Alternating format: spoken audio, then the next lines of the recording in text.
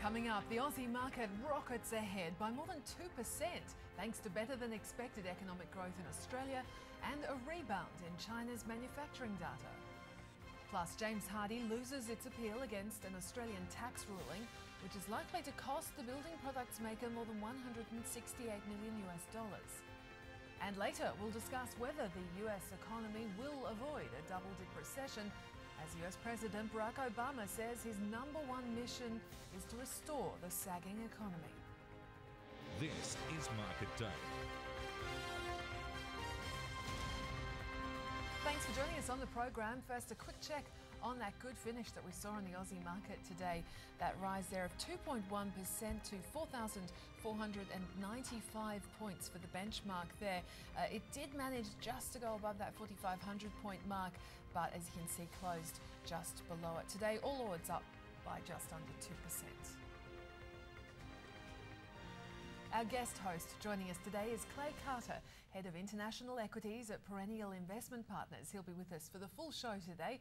And joining us for some analysis on Australia's better than expected GDP data is Stephen Roberts, Chief Economist at Nomura Australia. He's in our Sydney City studio.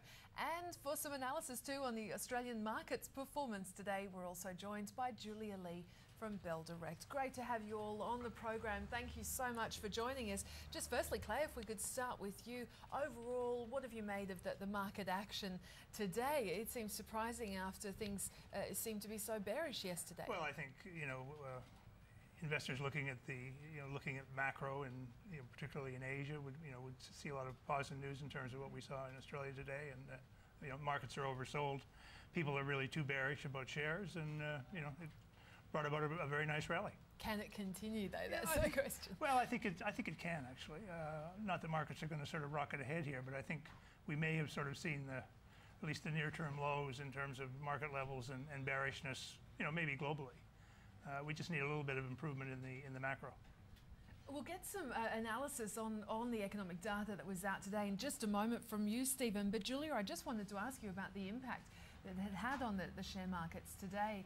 What did you see, and certainly what are you seeing in terms of those technical levels reached? It's been an absolutely fantastic day on the Australian share market. In fact, one time during the session, we did surpass that 4,500 point barrier. And if we have a look at where that 100-day moving average is, it's at 4,505 points, so not too far away from the close today.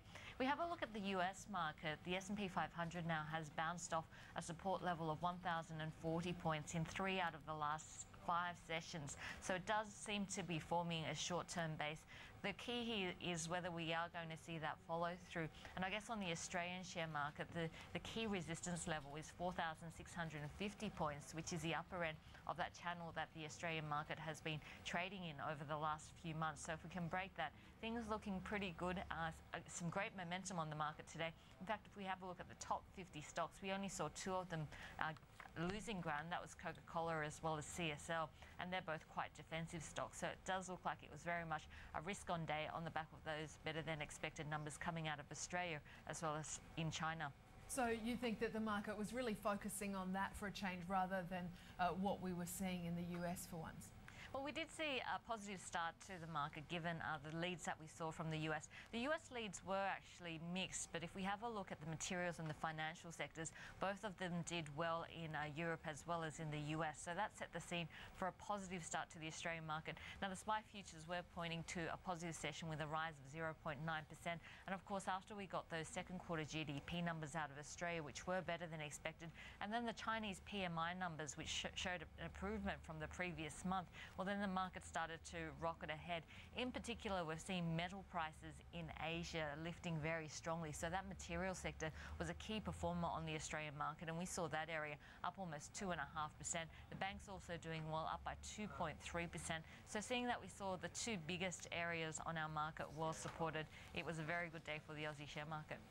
Stephen, could we just ask your opinion on that GDP data? Because obviously we've seen the reaction that the equity markets had to it.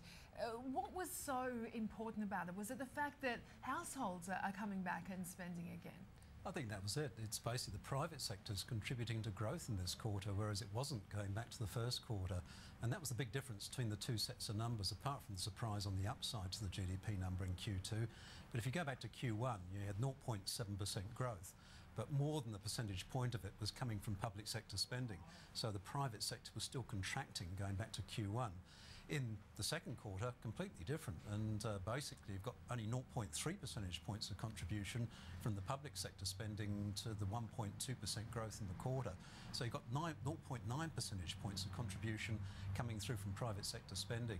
So that's really encouraging. Very different from what you see overseas, where as you start to get fiscal stimulus turning towards fiscal drag, often that's leading to some dips in economic activity. Here the private sector's coming through very powerfully indeed, and in areas we weren't quite expecting, like household spending.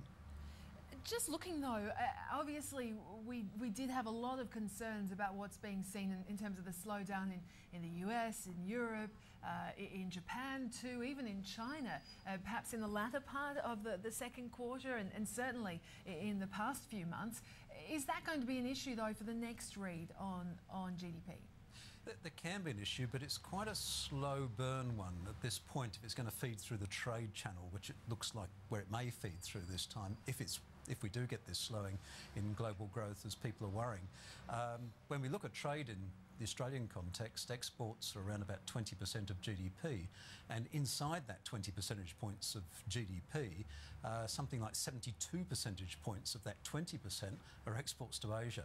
So the channel from the weakest parts of the world, such as the US, is actually quite narrow, and we've got a lot of momentum actually building in Australian growth.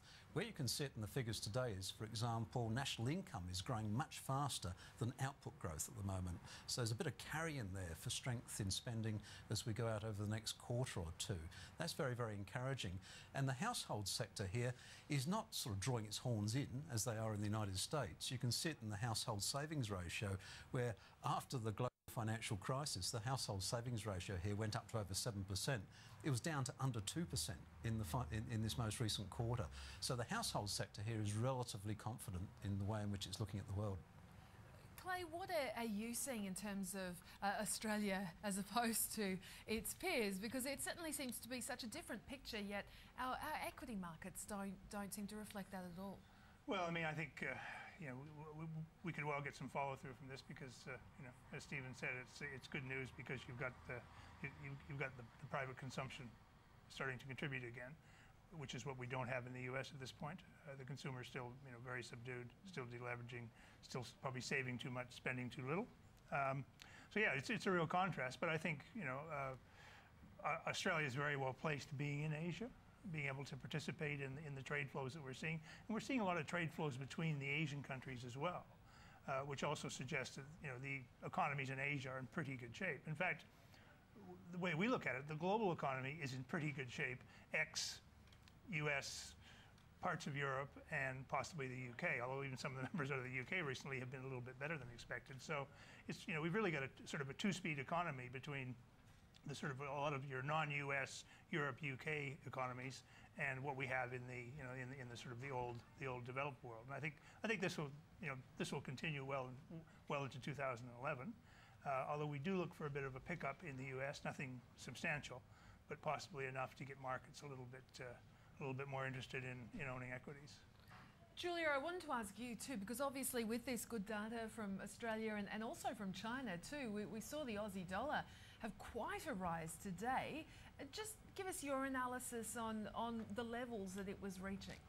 If we have a look at the Aussie dollar against the US currency, it was a risk-on day, so having a look at that chart, and a fantastic chart, really reflecting what was happening in the equity markets as well. So altogether, gaining throughout the Australian session today. Of course, all eyes will be on the US tonight, and the big numbers to be watching will be those ISM manufacturing numbers. The last read was at 53, and with some of the indicators in Chicago, the Philly Fed indicators, the Dallas indicators pointing downwards, there could be some softness in these numbers. And then, of course, on Friday in the US, we see the non-farm payroll numbers, and we're expecting to see another 105,000 jobs having been lost in the month of August. It will be the private number that the markets watch once again, and we're expecting to see 46,000 added in that private sector.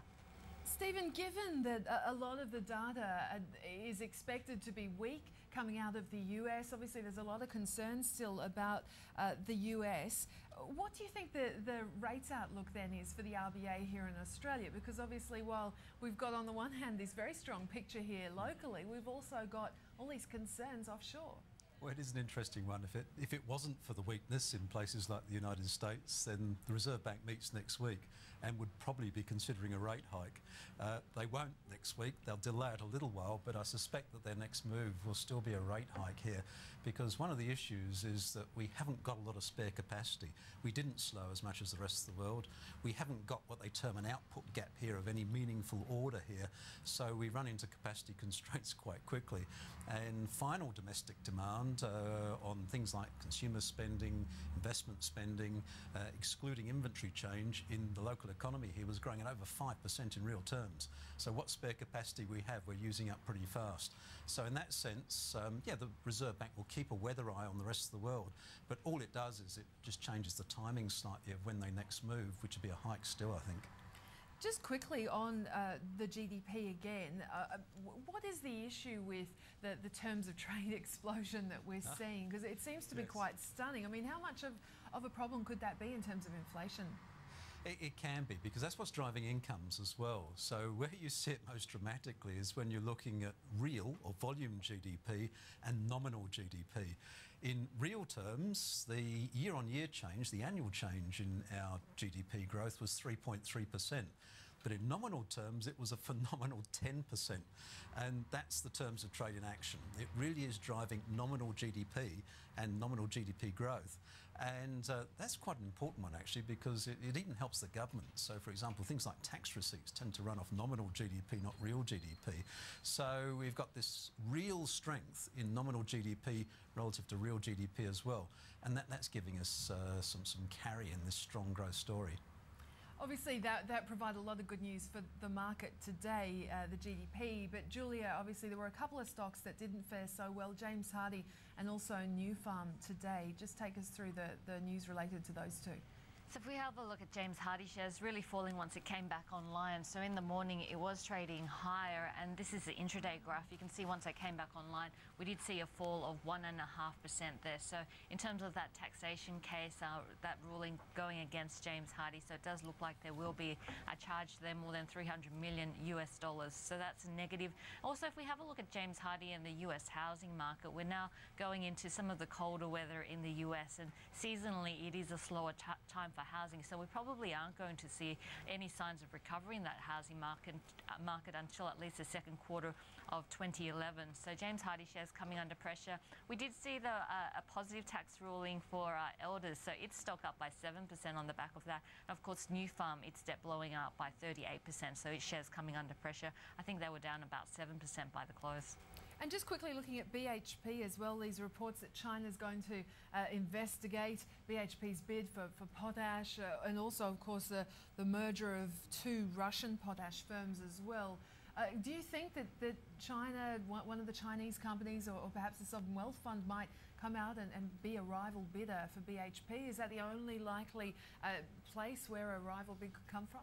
I guess a rival bid could come from any one of the big miners, but China, if you have a look at it, it is a big customer of potash and fertilizer. In fact, the second largest customer in the world after India. And if you have a look, they import in 50% of their potash into the country. So they would be quite concerned about what is going on in terms of consolidation within this sector. But of course, a 100% China takeover probably won't take place because of the political situation in Canada. So they'd probably have to tee up with another player or do a deal with potash. And it would probably be Sinofert, which is China's largest fertilizer distributor, looking at getting in on that deal. But altogether, a lot of speculation around BHP Billiton's bid for potash, but it is the only bid on the table at the moment. Stephen, just sticking with China quickly, I wanted to get your thoughts on the PMI data out and what your view is on Chinese growth there. What are you seeing a soft landing? It is encouraging, that PMI data.